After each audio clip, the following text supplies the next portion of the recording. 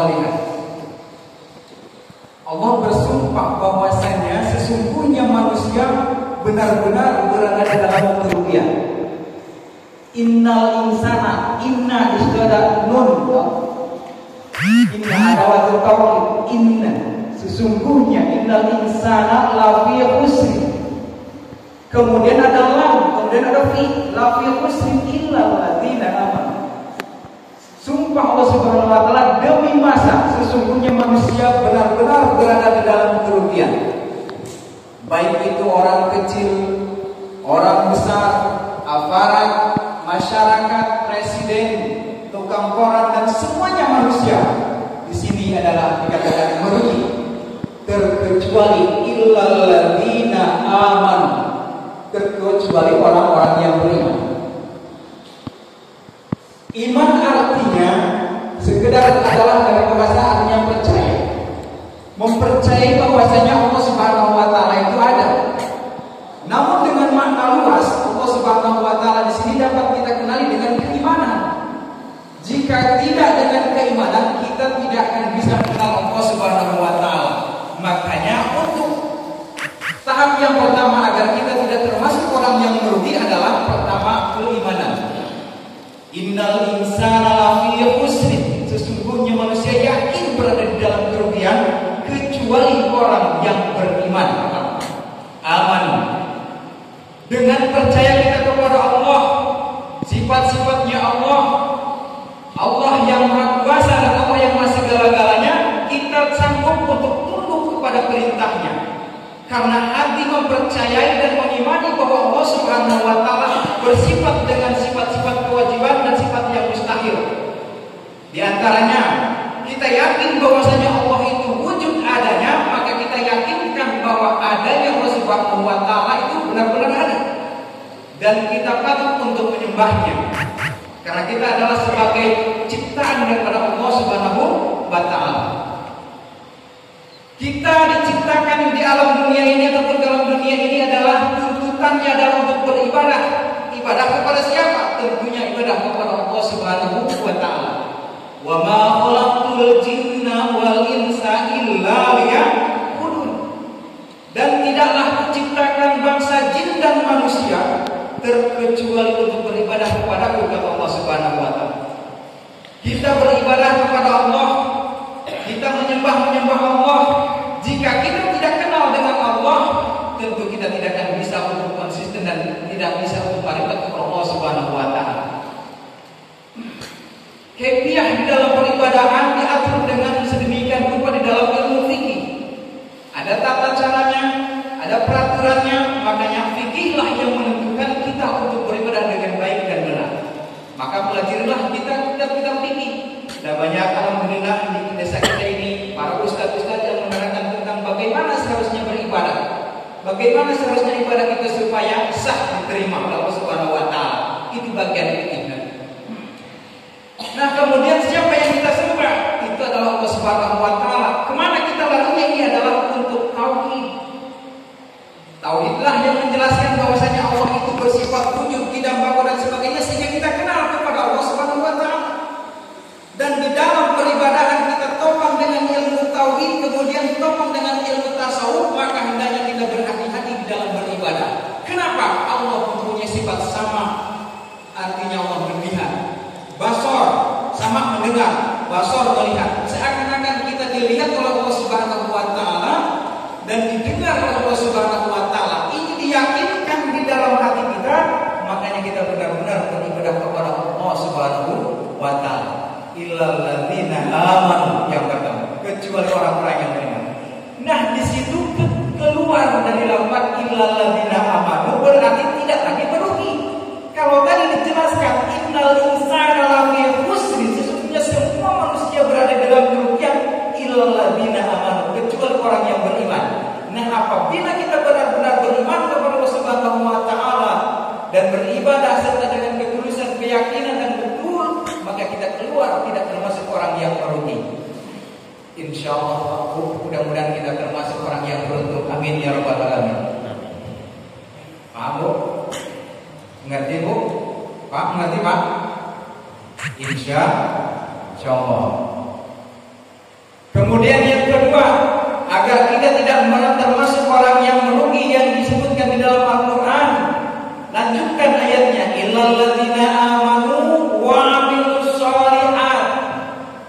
Orang yang tidak termasuk merugi adalah orang yang mengerjakan amal soleh. Maknanya amal soleh banyak. Senyum, amal soleh, beribadah, bertasbih, sholat, wajib, sunat, puasa, zakat, haji dan sebagainya. Ini adalah amal soleh. Namun bukan hanya itu saja yang dimaksud dengan amal soleh. Hablum minallah, dan dijaga juga dengan hablum minannasnya. Tidaklah kita semata-mata berbuat baik kepada Allah saja, tapi kita juga diperlukan untuk berbuat baik kepada sesama manusia. Tegur sapa, saling mengasihi, saling mengasah, saling mengasuh, bersedekah. Ini adalah salah satu tujuan kita untuk hablum minannas dan hablum minallah. Beribadah dituntut untuk baik, bukan hanya kepada Allah saja. Hubungan dengan sesama manusia pun dituntut untuk kebaikannya. Ini amal soleh. Jangan mentang-mentang ahli ibadah, sosialnya tidak dijaga. Hadirin wal hadirat yang saya muliakan, sebuah kisah dinyatakan bahwasanya ada seorang ahli ibadah. Orang tersebut memanglah sungguh ahli ibadah. Puasa tidak pernah tinggal, sholat apalagi, zikir gebul, naik haji udah 3 kali, kemana-mana sudah hebat luar biasa. Namun ketika di yaumil mahsyar atau di yaumil hisab, beliau ini sangat beruntung atau merugi sekali. Karena apa? Satu pertanyaan dari Allah Subhanahu wa taala. Ketika meniti di siratal mustaqim, dia selesai sampai ke ujung sana, di dekat surga, sudah telah selamat. Namun beliau mendapatkan sebuah teriakan, mendengar sebuah teriakan yang begitu menjerit, memanggil-manggil seorang ayah ahli ibadah ini. Ayah, ayah, aku tolong, berada di dalam neraka. Kenapa? Siapa kamu? Aku adalah anakmu. Tidak kenal. Ayah, jangan begitu. Saya tidak rela ayah masuk surga sementara saya anaknya sedang berada di dalam neraka. Nih, artinya apa? Anak waktu di alam dunia tidak diperhatikan. Keturunan kita tidak kita suruh untuk kepada yang kebaikan, untuk beribadah. Dia asik memikirkan dirinya sendiri. Sholat, puasa, tasbih, zikir dan semuanya dikerjakan. Namun tidak diperhatikan tanggung jawabnya. Hablum minannasnya, tanggung jawab dirinya tidak diperhatikan. Makanya tunggu dulu, kamu tidak boleh masuk surga dulu. Lihat siapa yang menjerit di dalam neraka ini. Hadirin wal hadirat yang saya muliakan, ternyata seorang anak yang meminta pertanggungjawaban terhadap orang tuanya. Subhanallah. Kemudian inilah tanggung jawab kita berupa. Tidak bisa enak-enak melenggang kampung kita masuk surga, tidak diperhatikan keturunan dan siapa saudara kita yang masuk neraka di sana. Nah, ini artinya apa? Kita perlu bertanggungjawaban kepada sesama. Hablum minallah kita berikan kepada Allah, hablum minannas kita perhatikan saudara, anak, cucu dan semua. Hadirin wal hadirat yang saya muliakan. Illal ladzina amanu wa 'amilus shalihati wa tawassaw bil haqqi wa tawassaw bis sabr. Allah, kita buka cara cingwai. Bapak-bapak, ibu yang saya muliakan, hidup adalah sebuah pertarungan yang harus kita laksanakan, yang membutuhkan perjuangan dan pengorbanan. Ibu bapak berangkat ke pengajian ini penuh perjuangan dan dengan pengabdian dan pengorbanan. Perjuangan, kita berjuang melawan hawa nafsu. Berkorban, kita korbankan semua aktivitas yang di rumah yang memerlukan tenaga kita. Untuk apa? Mengejar ridha Allah Subhanahu wa taala.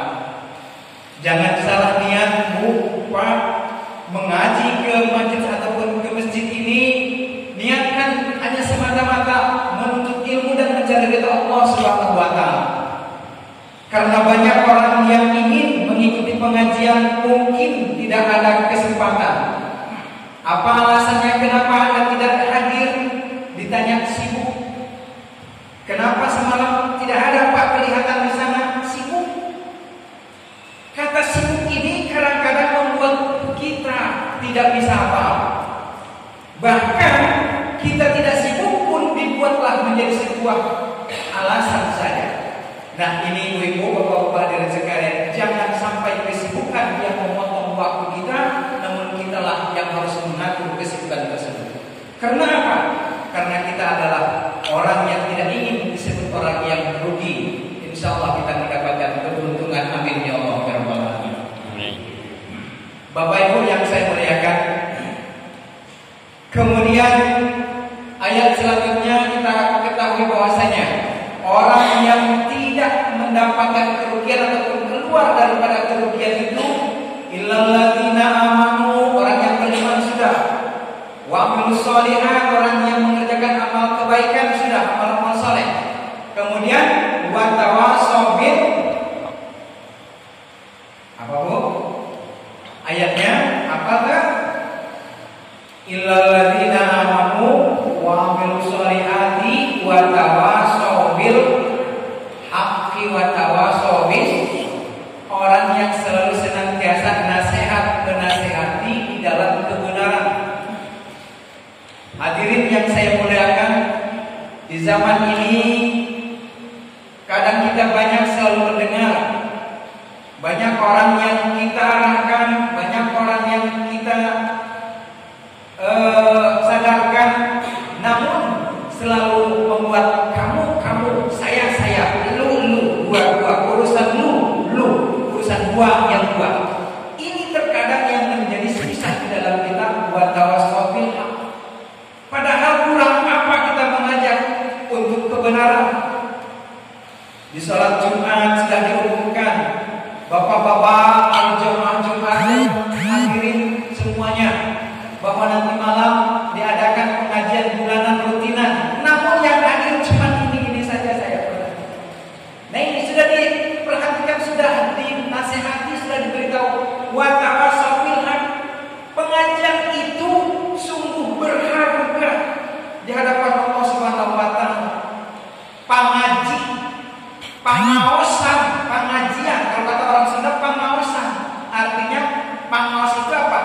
Penghargaan. Pengaos nasabaraha, harga nasabaraha, pengaos. Jadi orang yang ngaji namanya pengaos. Orang yang selalu ngaji mendapatkan ilmu dan akan mendapat penghargaan, dihargai oleh Allah Subhanahu wa taala. Mahal harganya, Pak. Mahal kita berangkat ke masjid ini. Setetes demi setetes bensin Allah ganjar dengan kebaikan 10 kali lipat kebaikan. Langkah demi langkah yang berjalan kaki dilipat gandakan oleh Allah Subhanahu wa taala. Makanya jangan salah niat ke pengajian ini. Niatnya adalah ibadah kepada Allah Subhanahu wa taala. Makanya ibadah itu cabangnya banyak, pengertiannya luas, bukan hanya ibadah itu sholat doang, tidak. Mengaji bersama-sama di masjid ini pun niat ibadah kepada Allah Subhanahu wa taala. Atau diniatkan dengan intikaf di dalam masjid bisa. Nawaitu intikaf fi hadzal masjid lillahi ta'ala. Niat aku berintikaf di dalam masjid ini karena Allah Ta'ala. Insyaallah jadi amal ibadah. Berpahala kita, Pak. Luas maknanya. Maka tidak rugi orang yang selalu hadir ke majelis ilmu, ke majelis taklim. Mudah-mudahan Allah angkat derajatnya di hadapan Allah Ta'ala. Amin ya Allah ya Rabbal Alamin. Amin. Bapak Ibu yang saya muliakan, nasihat, saling nasihat, menasihati di dalam kebenaran. Yang menasihati kadang punya resiko, karena berada di dalam kesesatan. Niat untuk baik menasihati, terkadang tidak mau diterima nasihat kita, malah kita dimusuhin. Benar Pak? Diajak untuk kebaikan, kadang yang mengajaknya dimusuhin. Ini akibat apa? Qaswatul qulub, sudah keras hatinya. Kenapa? Karena tidak pernah mendengar siraman rohani. Dalam sebuah keterangan, barang siapa 3 hari berturut-turut tidak pernah mendengarkan siraman rohani, maka dia keraslah hatinya. Maksud keras hatinya di sini apa?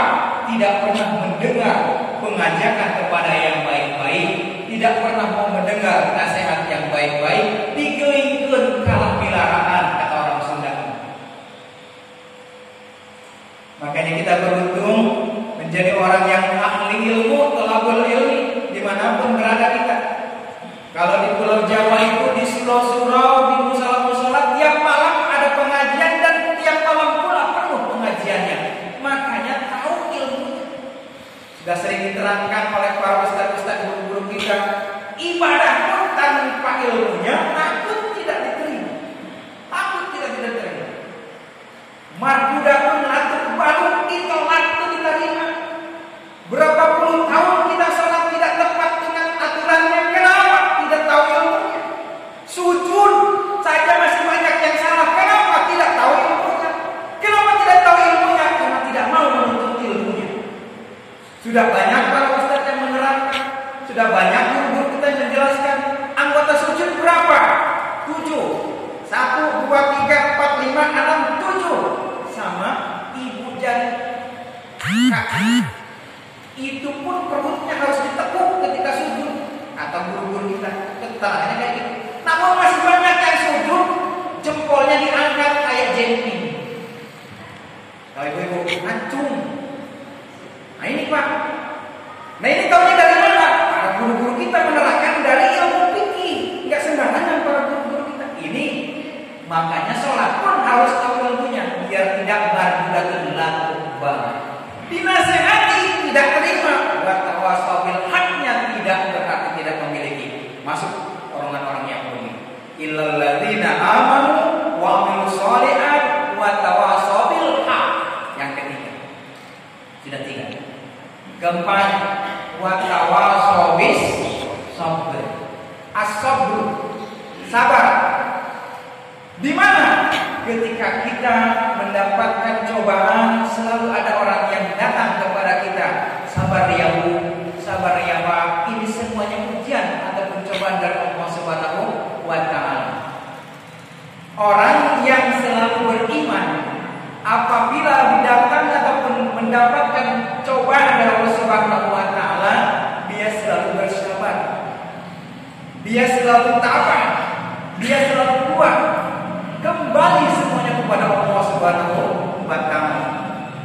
Apabila dia mendapatkan musibah, maka dia selalu mengucapkan innalillahi wa inna ilaihi raji'un. Sesungguhnya pemilik Allah dan kembali kepada Allah Subhanahu wa Ta'ala. Cobaan itu banyak macamnya.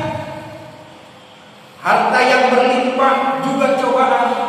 Sekian tahun kita jaya di atas, kebakaran rumahnya hangus semuanya, hartanya dicoba oleh Allah Subhanahu wa Ta'ala. Kemudian banyak lagi dengan ketakutan, ini pun cobaan. Makanya harus wabasyirus sabirin, beri kabar gembira orang yang sabar tersebut. Siapa orang yang sabar itu? Apabila kena musibah selalu kembali kepada Allah Subhanahu wa Ta'ala.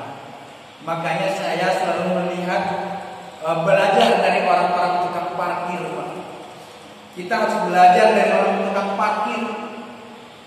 Kita supaya sabar dan sadar apabila ditimpa musibah.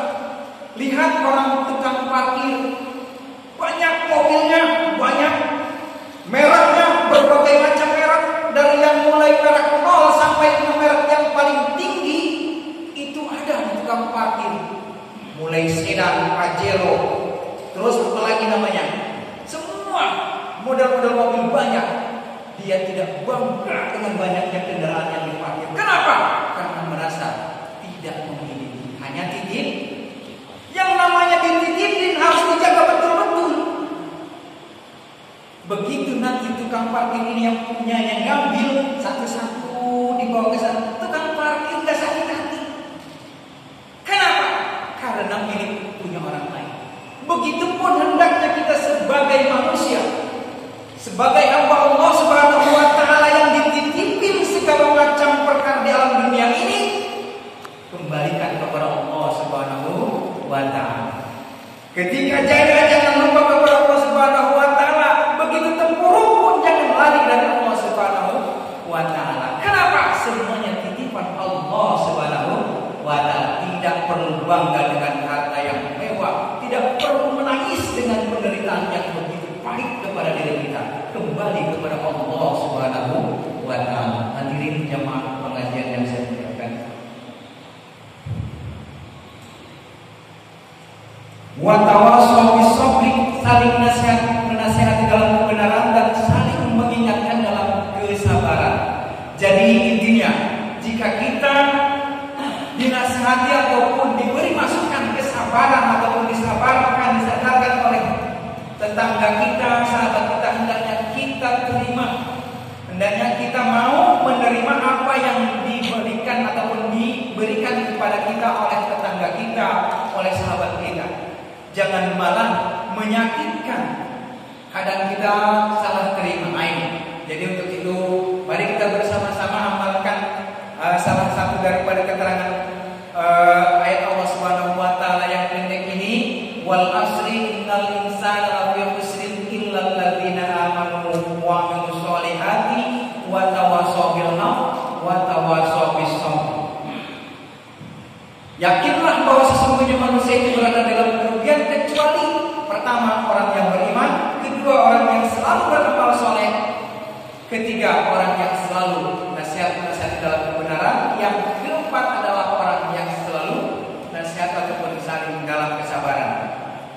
Ibu-ibu dan bapak-bapak yang saya muliakan, waktu telah menunjukkan pukul 7.30.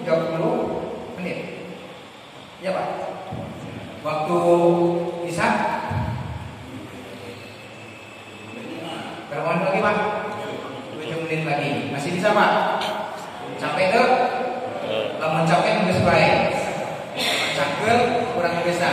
Ibu-ibu capek? Wah, jangan ada dusta di antara kita. Ibu-ibu yang saya muliakan, intinya berarti di sini adalah kita sebagai hamba Allah Subhanahu wa Ta'ala yang sudah di dalam kerugian, disebutkan semua manusia di dalam kerugian, mari kita sama-sama semangat untuk beribadah kepada Allah Subhanahu wa Ta'ala kapanpun dan dimanapun. Kenapa? Karena Allah bersumpahnya demi waktu. Waktu itu sangatlah singkat. Jadi jika kita sudah mendengar waktunya sholat, yuk kita bergegas untuk melaksanakan sholat. Kenapa? Waktunya sholat pun di waktu-waktu kok. Enggak harus sholat aja. Inna sholata kanat 'alal mu'minina kitaban mawquta. Sesungguhnya waktu-waktu sholat itu sudah ditentukan.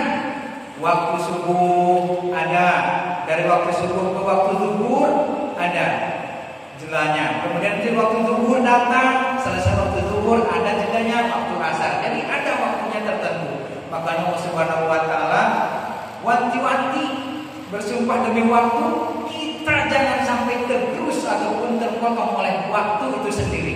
Pandai-pandailah kita menyikapi dan menghemat waktu ataupun menempatkan waktu tersebut. Jangan sampai kita tergerus dengan waktu begitu saja. Bapak Ibu yang saya muliakan, karena waktu pun sudah hampir masuk waktu Isya, maka demikianlah saja pengajian kita kali ini. Untuk mengisi kekosongan waktu, hanya sekedar inilah kemampuan saya untuk berbicara di hadapan Ibu semuanya. Sekali lagi mohon maaf yang sebesar-besarnya, bukan maksud untuk menggurui, tetapi inilah untuk belajar bersama-sama. Mudah-mudahan dengan adanya pengajian kita pada malam ini, turunlah rahmat Allah Subhanahu wa Ta'ala untuk kebaikan kita semuanya. Amin ya Allah ya Rabbal alamin. Dari awal sampai akhir banyak berbicara pasti banyak salahnya. Wassalamualaikum warahmatullahi wabarakatuh.